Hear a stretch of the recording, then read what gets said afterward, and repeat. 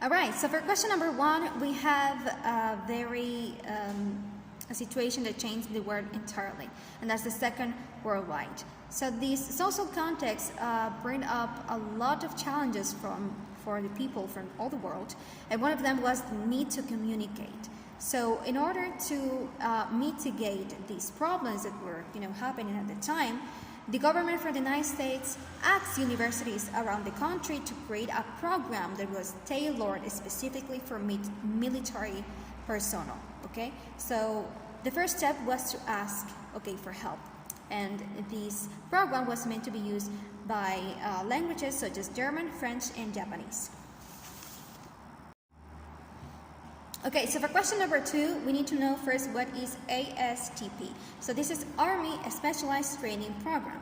This program had a very clear objective for the time, because then again, the war was still around the world. People were still struggling, right, with these struggles of the war. So then again, the context was clear. People need to communicate with military purposes, even with intelligence purposes. People need to create strategies, the military to create strategies in order to fight back the war. So in order to do this, they need to communicate, and the communication was not meant to have academic knowledge. Academic knowledge was not of any use. Instead, they used language that was functional, that they could use in a real-life situation, in this case, the war. So people like Leonard Bloomfield create a huge role here, because he was able to create teaching methods specifically for this kind of programs. All right, so for question number 3, we have the informant method. So the informant method was a language learning approach that was used then again in the Second World War. And this approach had a very interesting dynamic, because it required the dualism between two people.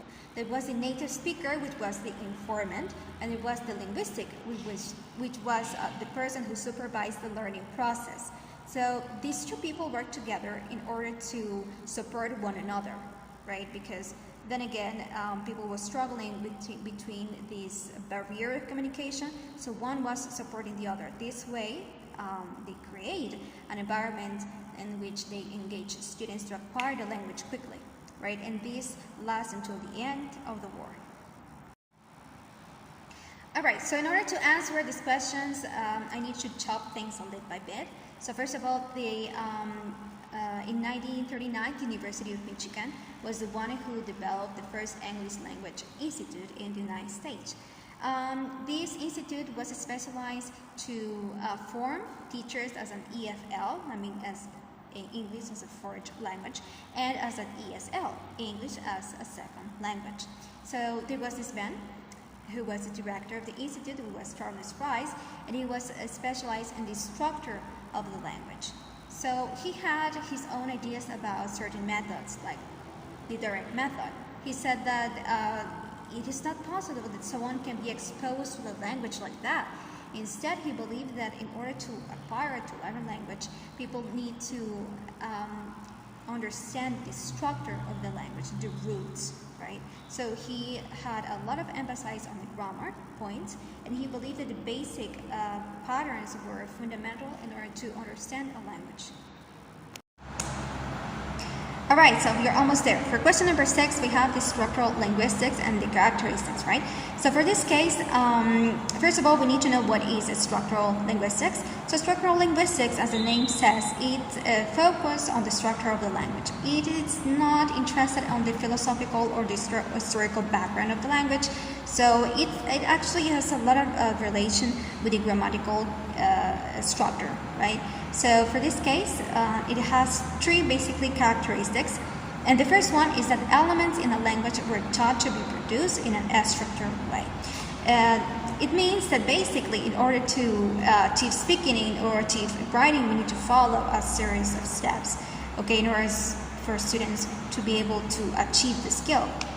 There's also the point B, that it says that language samples could be fully described at different levels. For example, in this case would be like trying to classify the language in different points. So for example, it could be like phonetics, okay, which is sounds, or we can go to the word structure, like that it's called the morphological part, right? So it's like going through different points, in this case, like trying to separate in categories.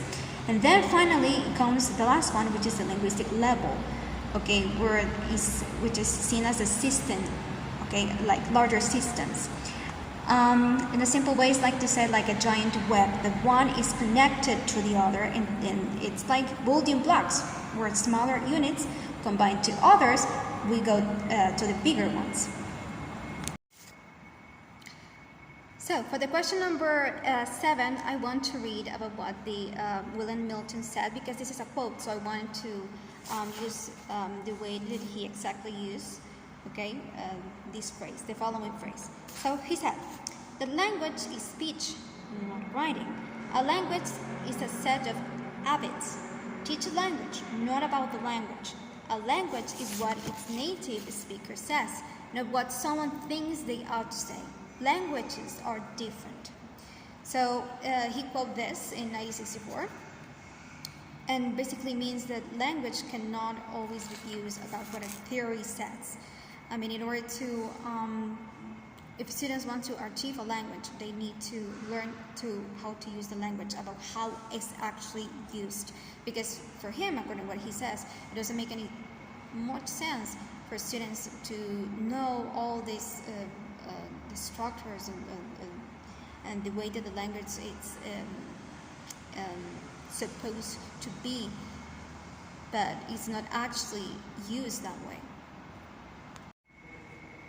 All right, so finally for the question number 8, there's a figure which is the figure 4.1 on page 50, and there are 3 crucial elements in learning, and so I'm going to mention them. First of all, there is the stimulus. In this case, the stimulus works as a trigger, right? It's like, how do we get the students' attention? And then we have the organism. The organism in this case are the students, right? So once we have the stimulus and we have the organism, we have 2 things, right? 2 possible answers, and this is known as the response behavior. The response behavior could be like 1, it could be a reinforcement in which we create an habit in which we engage the students, we get their attention, and there is a high probability that something becomes a habit, right?